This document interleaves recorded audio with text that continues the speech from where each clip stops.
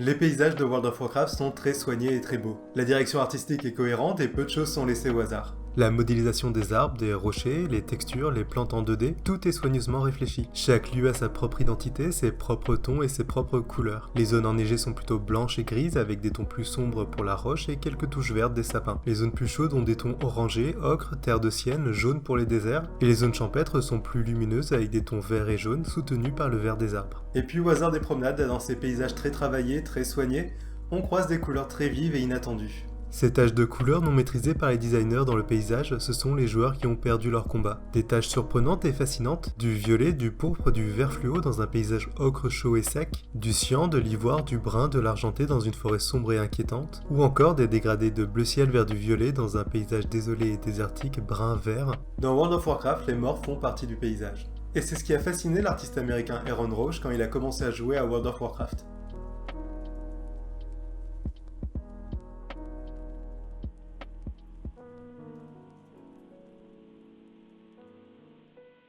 Aaron Roche a pris en photo systématiquement tous les personnages morts qu'il a croisés dans sa progression du level 1 au level 70. Cette série de photos s'appelle A Land to Die In, qu'on pourrait traduire par Une terre pour y mourir. C'est une série de photos qu'il a exposées sous la forme d'une mosaïque. Et chacune d'entre elles montre l'avatar d'un joueur inconnu allongé au sol, immobile. Dans World of Warcraft, la mort fait partie intégrante de l'aventure et de la progression. Mais à la différence de beaucoup d'autres jeux, les morts restent inscrits dans le paysage à l'endroit de leur défaite, privés du joueur. Le joueur, lui, réapparaît au cimetière le plus proche, incarnant un fantôme de son personnage, à un substitut désincarnant qui ne peut pas interagir avec les autres joueurs et avec le jeu. Le joueur doit alors faire tout le chemin à pied du cimetière à son avatar pour pouvoir le réincarner et rejouer. Si le joueur ne prend plus possession de l'avatar gît au sol. Quand il évoque ces photos, Aaron Roche parle des autres joueurs comme d'un million de Beowulf virtuels, en référence au poème épique éponyme qui raconte les exploits d'un héros seul contre tous, qui meurt tragiquement face à un dragon. Mais j'ai plutôt envie de penser tous ces joueurs et tous ces personnages comme un million d'argonautes. En référence aux compagnons de Jason dans la mythologie grecque, des personnages qui bravent les dangers ensemble, qui sont chacun des héros, mais réunis autour d'un idéal et d'une quête. Et c'est exactement ce que font ces guildes qui vont dans des instances battre des boss pour récupérer un objet rare et précieux. World of Warcraft est un jeu social dont les histoires se tissent entre les joueurs et entre les personnages.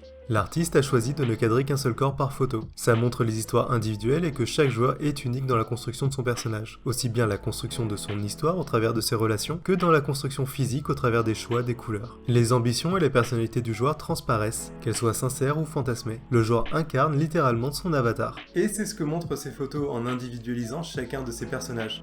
Le cadrage des photos se fait par les yeux de l'avatar de l'artiste. Elles sont prises dans l'instant, à peine cadrées et pas vraiment composées, et sans doute pas retouchées. Ce sont des photos de documentation, de souvenirs peut-être, c'est la trace d'un passage et d'un instant. Ces photos sont aussi le témoignage d'une rencontre entre le joueur et son avatar uni, incarnant et incarné, et l'avatar immobile, qui gît au sol en attente de son joueur. Ce que représentent ces photos, c'est un memento mori vidéoludique. Le memento mori, qui veut dire souviens-toi que tu vas mourir, c'est un rappel à la condition de mortel qui est utilisé dans différents arts et qui prend souvent la forme d'un crâne. Ici, le memento mori est représenté par l'avatar d'un autre joueur. Ces corps qui ponctuent le paysage sont un rappel à l'aventurier que la mort l'attend. Cet avatar immobile et seul dans le paysage sera aussi le nôtre. Mais dans un jeu vidéo comme World of Warcraft, souviens-toi que tu vas mourir, ça veut aussi dire souviens-toi que tu progresses. Puisque dans un jeu vidéo, mourir c'est progresser. Mourir c'est commencer un nouveau cycle d'apprentissage, peut-être de défaite, peut-être de victoire. C'est se relever pour avoir de nouvelles ambitions et de nouvelles stratégies, fort de l'expérience qui précède la mort. Et ces photos que l'artiste a prises systématiquement au travers de son apprentissage du jeu racontent aussi sa propre progression. La masse des photos dans cette mosaïque, qui constitue la progression de son personnage, est sans doute un rappel à toutes les morts qu'il a dû lui-même subir pour pouvoir progresser. Une grande mosaïque qui témoigne du temps passé et de l'attachement du joueur au jeu. World of Warcraft est un jeu long, qui s'intègre dans le quotidien de chacun, et forcément ça crée des liens et des souvenirs. Aaron Roche évoque d'ailleurs sa rupture avec World of Warcraft dans un superbe article que je vous recommande de lire. C'est un jeu qu'il a beaucoup joué, auquel il a consacré 5 projets artistiques, et au sein duquel il a noué des relations et des amitiés. A Land to Die In, c'est un projet qui a commencé par la fascination de ses corps dans ses paysages, la fascination de ce memento mori, une fascination qu'il transmet par ses photos. Un projet qu'il a continué jusqu'à la rupture amoureuse qui l'a fait arrêter le jeu. Et j'y vois dans ces personnages immobiles et allongés un autre memento. Souviens-toi que tu vas quitter le jeu.